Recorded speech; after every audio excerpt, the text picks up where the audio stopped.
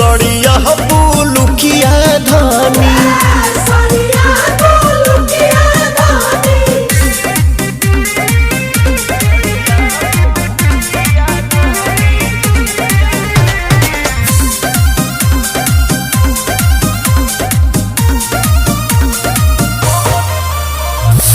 बड़ी प्यार करेलू पवन पमरेलू खाए के देलू छोहारे।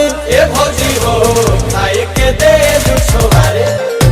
रखो बेहुस ज्यादा ख्याले पिया देखी जोरे लगो नीति निहाले पिया।